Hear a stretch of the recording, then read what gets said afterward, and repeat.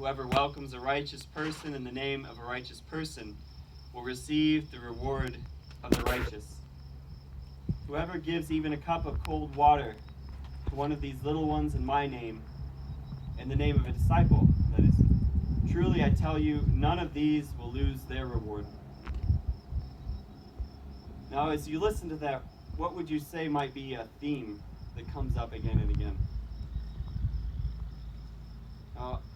The thing that stuck out the most to me was welcome. Today's reading isn't very long, just a couple verses.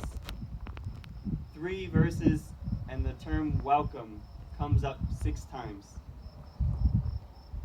Or it's some variation of the term welcome. The welcoming one is repeatedly the subject here. The person doing the welcoming. That grabs my attention. We move in this passage from a focus on the specific mission of the 12 to a broader mission for those who follow Jesus.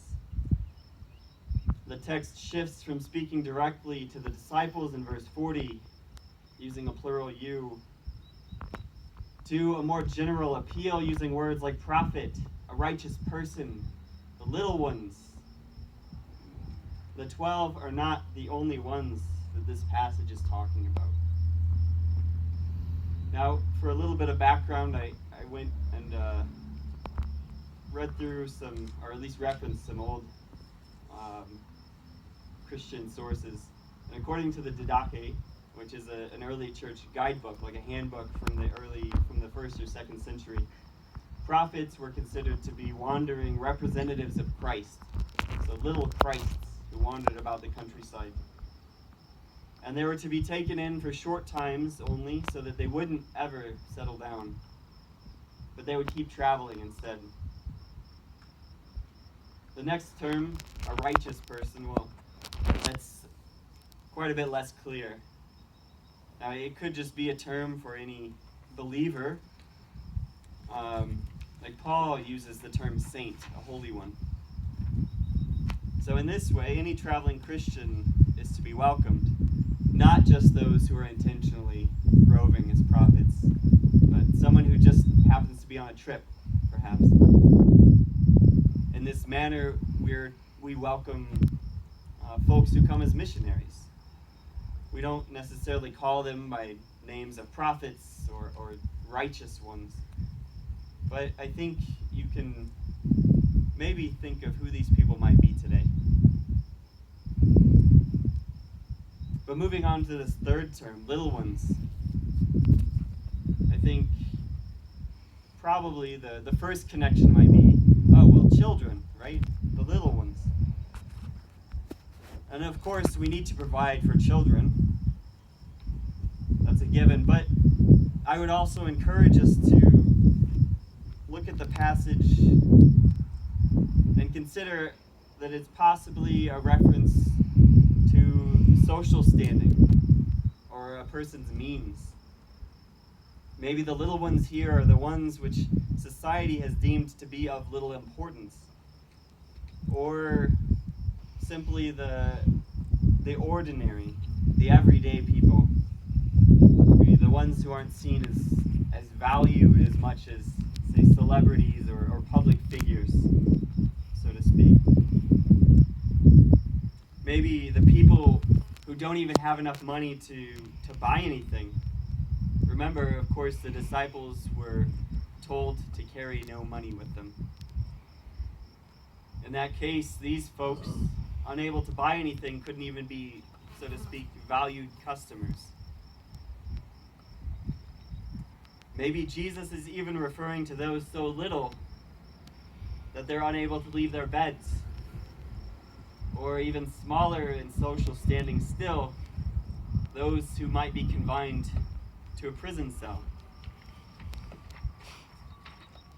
No matter how we interpret the term, it's important to remember that we're also included in the little ones. It's very important to remember that it's not some group that's apart from us and that we reach down to and pull them up from wherever it is that we're coming from. Instead, In order to welcome and to show hospitality, rather than looking down, reaching down, we leave our places of comfort and we reach outward to those who are around us, among us. It's interesting to note that the word for welcoming in this passage is not simply one of receiving or accepting, but one of deep personal involvement, even excitement or eagerness. It even has some sense of taking rather than just receiving. So taking a person instead of just meeting them. I challenge you all to prayerfully consider ways in which you can exercise a deeply involved welcome. Ways that you can reach out from your place of comfort and your places where you have control over most things, at least. Examine some kind of need and meet that person in that need. Now, about this matter of reward, right? That's the important part. Now, just to make it clear about the ideas of reward and the ideas of calling and what we're to do as Christians, you may be under the impression that pastors have a higher calling in their call to public ministry, but I want to make sure that you all know that a pastor's calling or any other church leader's calling isn't any higher or lower, for that matter, than any of yours, according to today's reading. Those who welcome, those who invite, those who receive will also get the same payment or reward as those who evangelize or prophesy. Those who settle down and greet the ones who pass through are also important. Those who gather in the assembly to worship have the same valuable level of vocation as those who stand in front and lead worship. The irrevocable payment or reward through the faith in Christ for all Christian workers is the same no matter the vocation, no matter how that call is expressed in our lives. But what is that payment, right? Let's get back to it. Consider the warnings that Jesus gives the 12 earlier in chapter 10. Persecutions, trials, even death might await them as they travel in Jesus' name. Now, I don't want to try and pretend that our situation, we experience the same troubles as the first century Christians, just for being a Christian. But remember true hospitality, as I talked about earlier. Christ calls us to minister to anyone, even those we consider drastically different than ourselves. To look to those whose situations at first glance seem perhaps beneath us or shock us. To truly examine and respond to their very real needs. Reward, right? So what's the reward for this hospitality or this effort? Is vulnerability and danger a reward?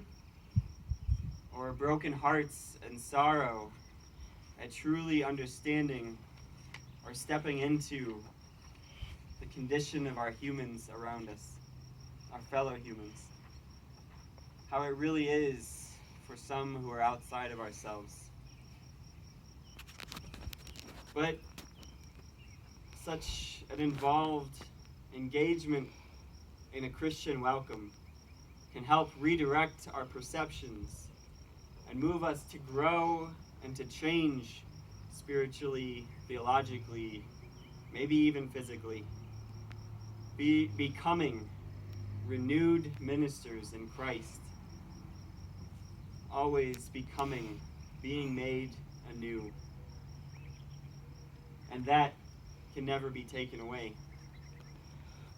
And, of course, God's own welcome for us can never be taken away.